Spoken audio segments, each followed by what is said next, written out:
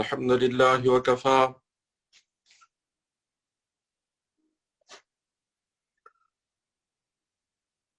وسلام على عباده الذين اصطفى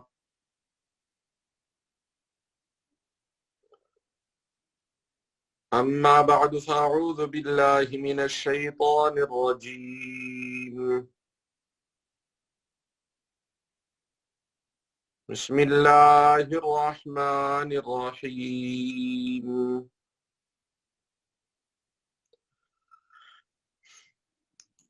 وإذ ابتلى إبراهيم ربه بكلمات فأتمهن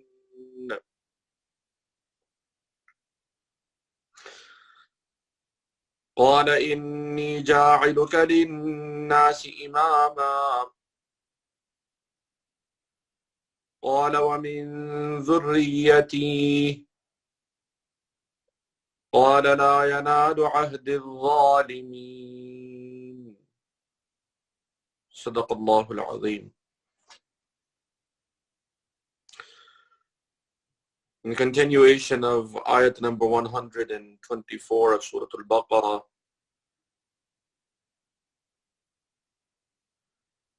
Allah subhanahu wa ta'ala makes a mention of Sayyidina Ibrahim alayhi salam. We are told in this ayat number 124 of Surat al-Baqarah, Allah subhanahu wa ta'ala tells us, وَإِذِ ابْتَلَى إِبْرَاهِيمَ رَبُّهُ بِكَلِمَاتٍ فَأَتَمَّهُنْ. And remember the time, or important is the time, when Sayyidina Ibrahim alayhi salam, he was tested by his Rabb. He was tested by Allah. He was tested by Allah subhanahu wa ta'ala bikalimatin, with some words, some tasks, various kinds of tests. فَأَتَمَّهُنْ. Then he completed them. He passed those tests. قَالَ إِنِّي جَاعِلُكَ لِلنَّاسِ إِمَامًا. Allah subhanahu wa ta'ala told Sayyidina Ibrahim alayhi salam, Inni ja'iluka linnasi imama. I'm going to make you an imam for mankind, a leader for mankind. قَالَ وَمِن ذُرِّيَّتِي. Sayyidina Ibrahim alayhi salam, he requested that will this privilege of imamat, this privilege of being a leader of mankind, will it extend to my children? Will they also be given this great privilege of being imam of mankind, leaders of mankind? قَالَ لَا يَنَالُ عَهْدِ الظَّالِمِينَ. Allah subhanahu wa ta'ala told Sayyidina Ibrahim alayhi salam, لَا يَنَالُ عَهْدِ الظَّالِمِينَ, that this privilege and this covenant will not extend, or it will not be extended to those who are zalimeen, who are oppressors. We have gone over the detailed story, and we are in the process of explaining the qissa and story of Sayyidina Ibrahim alayhi salam. In that qissa, we got to the part, or the portion of the qissa, the portion of the story of Lut alayhi salam. He was sent to Qawm Sadum. This Qawm Sadum, it had two main cities, the city of Sadum and the city of Ghamura. Allah subhanahu wa ta'ala sent three malaika, three angels. They came in the form of young men, youth. And they were passing through the city. So before they entered the city, Lut alayhi salam, having the beautiful akhlaq and the beautiful character of the Anbiya alayhim salam, of the prophets and messengers. He used to wait. He used to wait on the main pathway. He used to wait on the main highway, and if there were travelers or passengers passing, so he used to entertain them, give them a place to spend the night, show them great hospitality, and also kind of provide a kind of protection for them from the evil of his qawm, from the evil of his nation. His nation was involved in the terrible act of homosexuality. They were gay. And they used to practice this openly. The whole concept of having clubs and bars where such filth and such fawahish, such immorality and filthy acts can be done publicly. This was practiced by this qawm, the qawm of Lut alayhi salam. Allah subhanahu wa ta'ala, in multiple places in the Quran, He mentions these acts of qawm Lut. And the da'wah that Lut alayhi salam used to give to his qawm. In one of those places in Surah Al-Ankabut, Allah subhanahu wa ta'ala mentions that Lut alayhi salam, he told his qawm, أَإِنَّكُمْ لَتَأْتُونَ الرِّجَالَ شَهْوَةً مِّن دُونِ النِّسَاءِ بَلْ أَنْتُمْ قَوْمٌ تَجْهَلُونَ. Are you going with your desires to men? Are you practicing such filthy acts, the acts that are even against the natural order of creation? You are a very, very ignorant nation, gone far astray. إِنَّكُمْ لَتَأْتُونَ الرِّجَالَ وَتَقْطَعُونَ السَّبِيلَ وَتَأْتُونَ فِي نَادِيكُمُ الْمُنْكَرَ. Are you a nation that you practice these acts of homosexuality? وَتَقْطَعُونَ السَّبِيلَ. You also cut off the roadways and highways. They were highway bandits. They used to attack any kind of travelers were passing through their town or their village or their cities. وَتَأْتُونَ فِي نَادِيكُمُ الْمُنْكَرَ. And you also call one another to open assemblies of such filthy acts and immoral acts. So Allah subhanahu wa ta'ala mentions their evil within the ayat of the Quran in multiple places. These three malaika, these angels, they were sent to Qawm Lut in the form of youth, young men. Lut alayhi salam, he brought them home, provide security for them and also provide hospitality for them.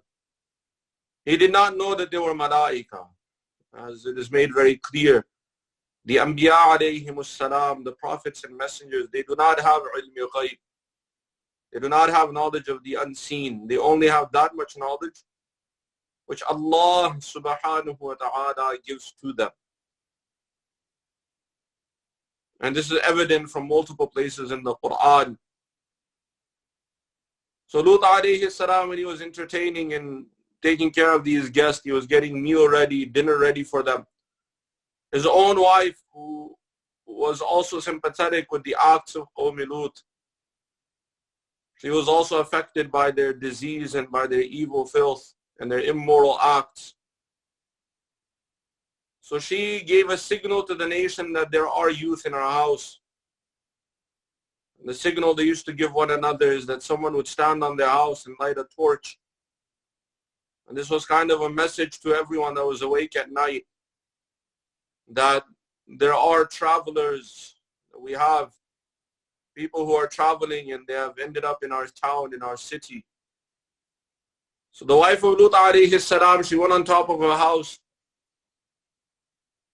and she lit a torch. She gave the signal to the people, and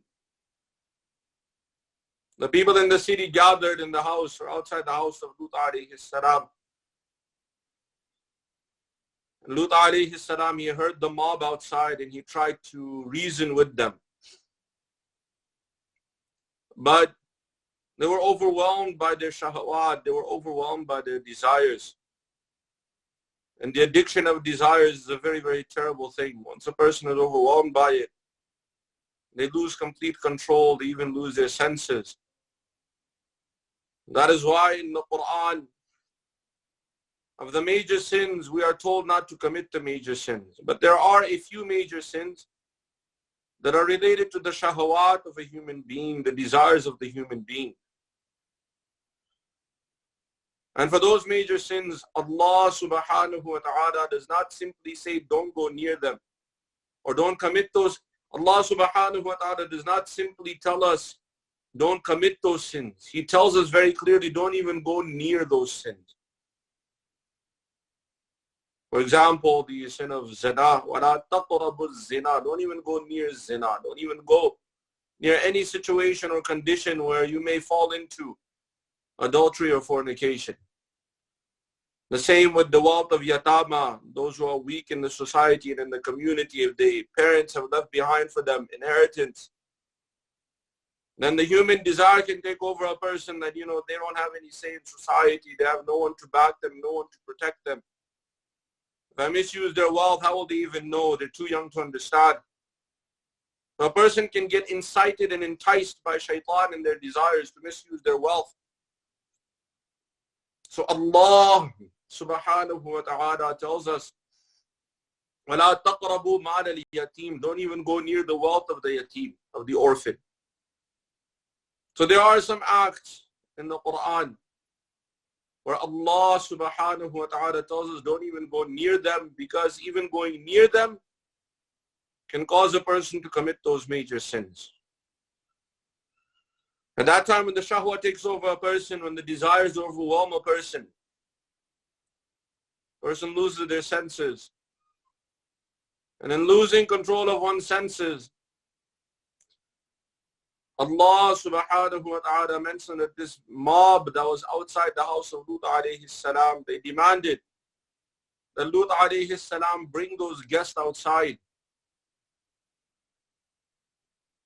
And Lut alayhi salam, he tried to reason with them. He was telling his qawm that, Ya qawmi ha'ulai banati hunna atharu lakum, fattaqullaha wa la tukhzuni fi dayfi. Lut alayhi salam, he told the people of his nation, the men that were standing outside his house, the mob that was outside his house, he told them that these are my daughters. Hunna atharu lakum, they are more pure for you. Mufassirin have made it very clear that the Nabi of a nation, a prophet that is sent to a nation, Nabiyul Qawm kal abil Qawm, like the prophet that is sent to a nation, his position in that nation is like a father in a family. So when Lut alayhi salam, he was referring to his daughters or mentioned his daughters, he was telling the mob outside, the men outside, that marry the women in this town, marry the women in this village, in the city. These women, hunna taharu lakum, they are more pure for you. And this is much better for you if you take this path. Fattaqullaha wa la tukhzuni fi dayfi. Fear Allah subhanahu wa ta'ala and do not disgrace me with regards to my guests. Meaning that it is the quality of the Anbiya alayhimus salam, the sunnah of the prophets and the messengers, that they were very careful in any kind of harm coming to their guest. And this is the quality of every person who fears Allah subhanahu wa ta'ala. This is their quality as well. But his qawm, his nation, they were not ready to listen. And they told Lut alayhi salam that you know what we want. That you know why we're here. So get out of our way. Lut alayhi salam, he went inside his house. He was trying to hold the door so that the mob would not break into his house. And at that time he started making dua for help, that, oh Allah, help me. Do not put me to disgrace with regards to my guest. While this was going on, of those three malaika, the three angels that were sent, one of them was also Jibreel alayhi salam. So Jibreel alayhi salam, he stood up and he said, "Oh Lut, Ya Lut, inna rusul rabbik.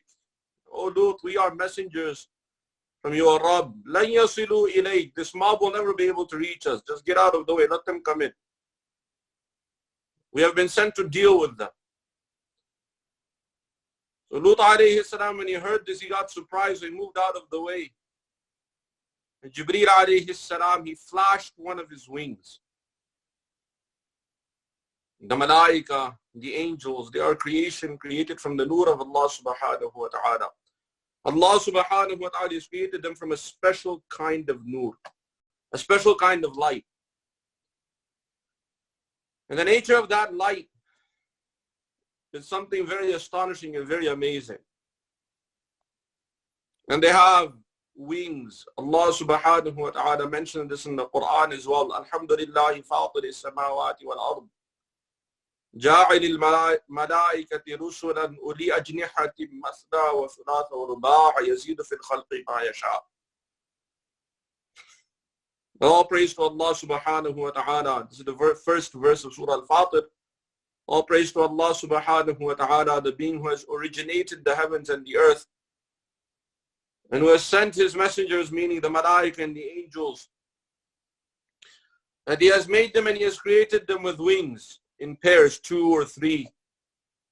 And Allah subhanahu wa ta'ala, he increases in his creation whatsoever he wants. يزيد في الخلق ما يشاء. He increases in his creation whatever he wants. We are told about Jibreel alayhi salam that he has 600 wings. And they're not normal wings that we might be thinking like the wings of a bird. These are different kind of wings. Even we as human beings, we understand wings are very different. You have the wings of an aeroplane, they're very different than the wings of a bird. The wings of a bird are very different than the wings of a fly.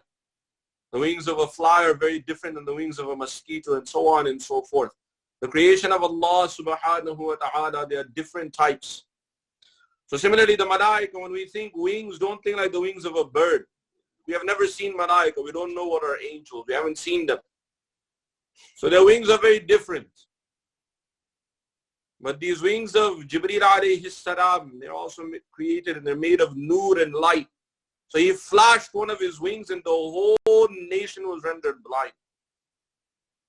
Both cities of Sodom and Gomorrah, everyone became blind instantly. The kind of flash that must have been. So this was the first punishment for them. For that qawm that involved and indulged in such a major sin. They were rendered blind. And Lut alayhi salam and his family, they were not affected by this flash. Such an amazing, this is kind of the amazing power of Allah subhanahu wa ta'ala, that he protects whomsoever he wants. Then Jibreel alayhi salam, he told Lut alayhi salam that, "Oh Lut, this nation, it will never reach us." And when the people came in, they were all rendered blind. So then Jibreel alayhi salam told Lut alayhi salam, فَأَسْرِ بِأَهْلِكَ بِقِطْعٍ مِنَ اللَّيْلِ وَلَا يَلْتَفِتْ مِنْكُمْ أَحَدٌ إِلَّا امْرَأَتَكَ إِنَّهُ مُصِيبُهَا مَا أَصَابَهُمْ. Jibreel alayhi salam told Lut alayhi salam that take your family at night and go. فَأَسْرِ, go make this night journey, بِأَهْلِكَ, with your family. بِقِطْعٍ مِنَ اللَّيْلِ, in this dark night, hours of night, grab whatever you can and get out, leave. وَلَا يَلْتَفِتْ مِنْكُمْ أَحَدٌ إِلَّا امْرَأَتَكَ, and make it very clear to your family, and none of you should even consider looking back. Because by looking back at this nation means you have some kind of sympathy for these people, for the acts that these people are involved in. There are a few points that need to be made very, very clear here. We are in a very strange time. March 22nd, 2020. The world has gone into lockdown. Majority of the world, because of this pandemic that we're facing, COVID-19, coronavirus.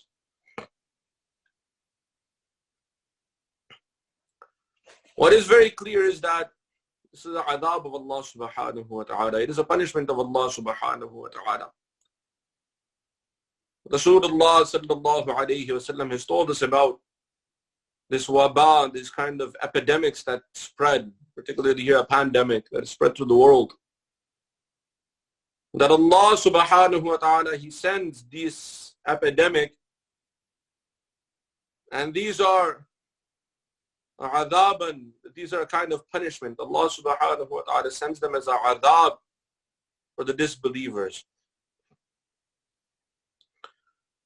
And Allah subhanahu wa ta'ala makes such an epidemic a mercy for the believers.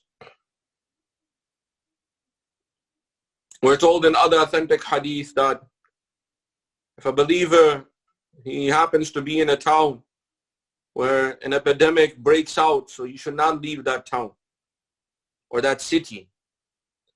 And if he hears that an epidemic has broken out in a city and he has not gone to that city, he should not go to that city. Making it very clear that we should not move around once an epidemic has broken out, especially in our own town.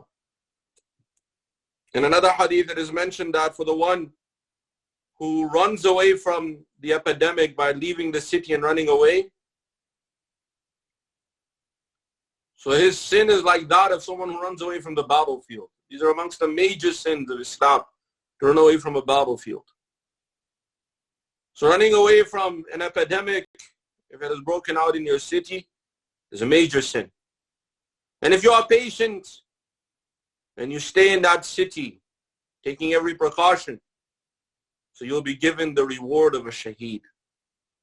This is authentic hadith of Rasulullah sallallahu alayhi wa sallam. And the muhaddithin have given that for those who pass away, it is obvious that they will be given the reward of a shaheed if they die from that epidemic or that pandemic in this case.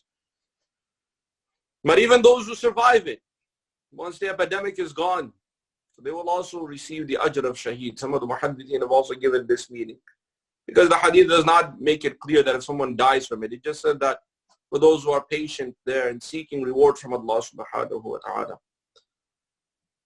What is also clear from the hadith of Rasulullah sallallahu alayhi wa sallam is that we should take every precaution. There was a group of people that came to Rasulullah sallallahu alayhi wa sallam, and one of them was sick, very severe sickness. So Rasulullah sallallahu alayhi wa sallam put the person to the side and even instructed the rest of the people not to even talk with him directly, meaning not to sit in front of him, because they may contract whatever that person had or that sickness that person had.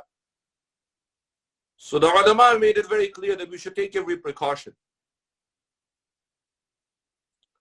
It is also very clear from the ayat of the Quran and from the ahadith of Rasulullah sallallahu alayhi wa sallam. But coming to the ayat of the Quran first,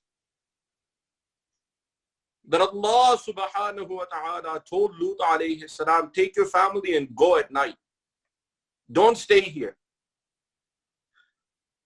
And this was a hukum that was given to all of the Anbiya alayhimus salam, all of the prophets and messengers, that before the adhab of Allah subhanahu wa ta'ala would come, they were told to take precautions. In some cases, Allah subhanahu wa ta'ala would order the Nabi, the Prophet, and the messenger that was sent to that nation to leave the nation. Like here, the case of Lut alayhi salam, he was told to leave the nation. In other cases, Allah subhanahu wa ta'ala would tell the Prophet and the messenger, make preparation. Like the case of Nuh alayhi salam, Sayyidina Nuh alayhi salam, he was told, وَاصْنَعِ الْفُلْكَ بِأَعْيُنِنَا وَوَحْيِنَا. You build a massive ark, you build a massive ship under our supervision and under our direction. He was told to make preparation. He was told to prepare. And this is the essence of tawakkul. One should prepare themselves. But we should not take this something lightly that, okay, nothing is going to happen. We can do whatever we want. We have tawakkul. The essence of tawakkul is you make preparation. It's something very clear. The second is preservation of life.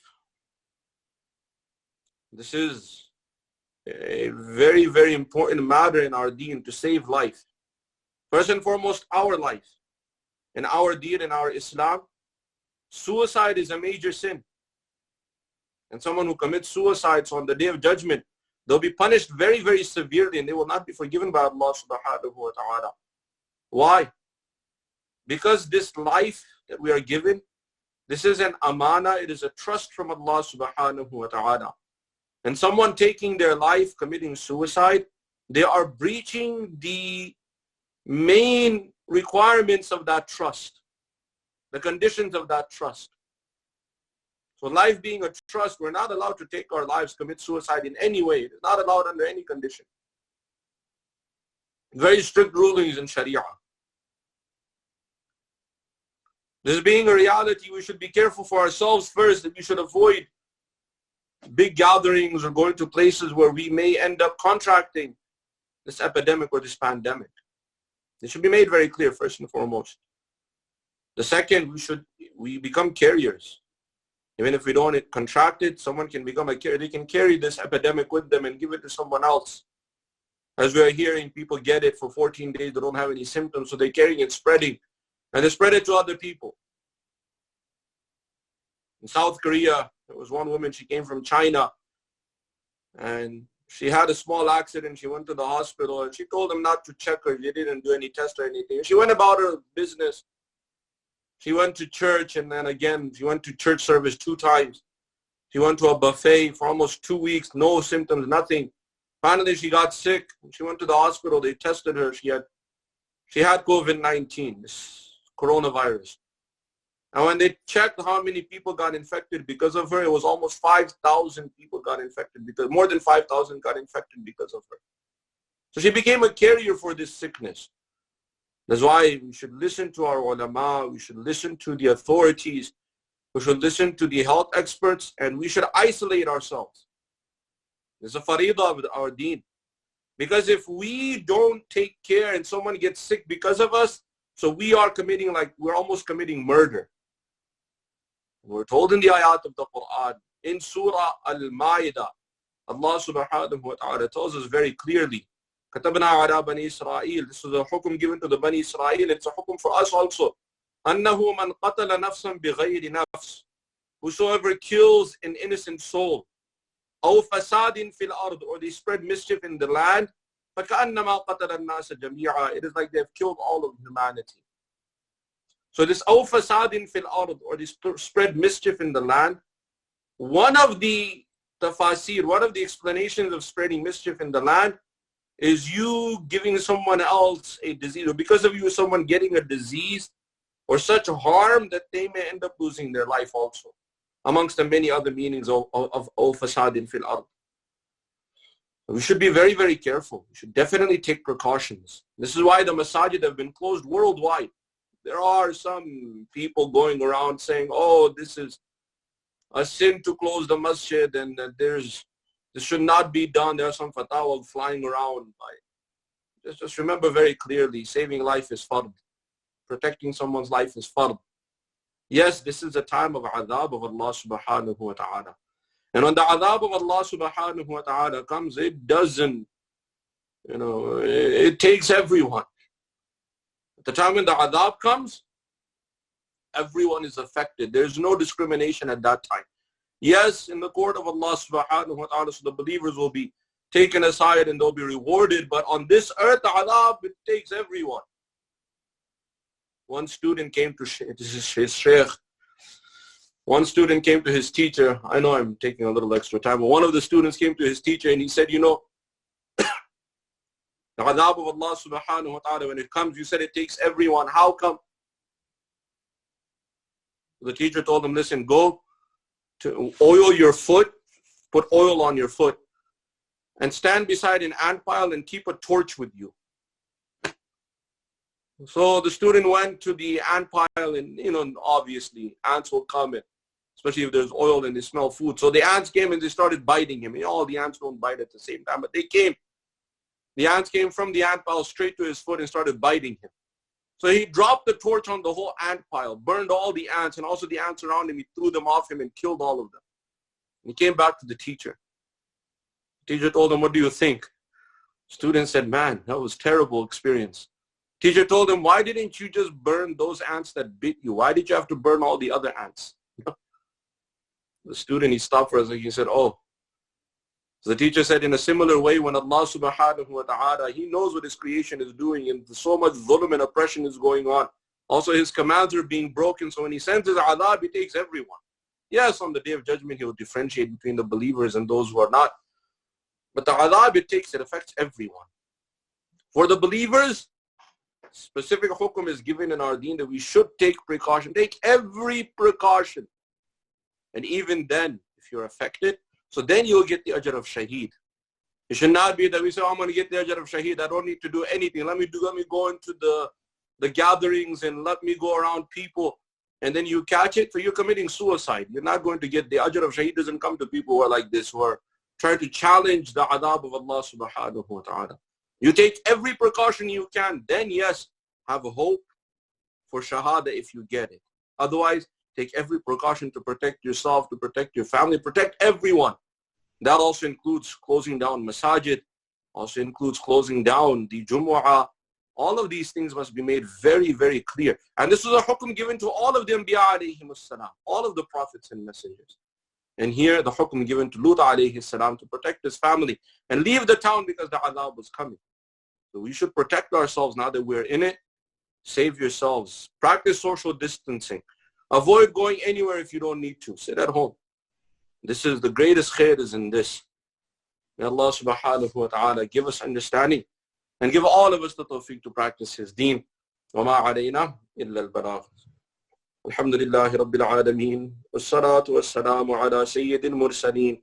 Wa ala alihi wa ashabihi ajma'een.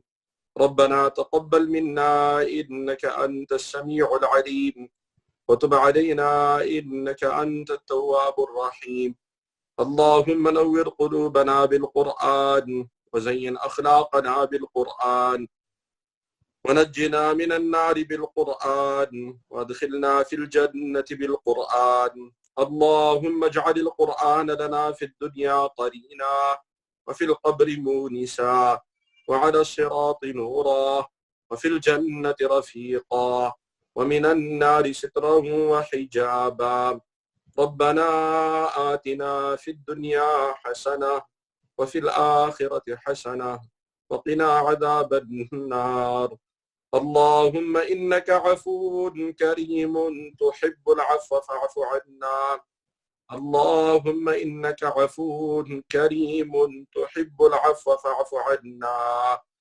اللهم إنك عفو كريم تحب العفو فاعف عنا سبحان ربك رب العزة عما يصفون وسلام على المرسلين والحمد لله رب العالمين.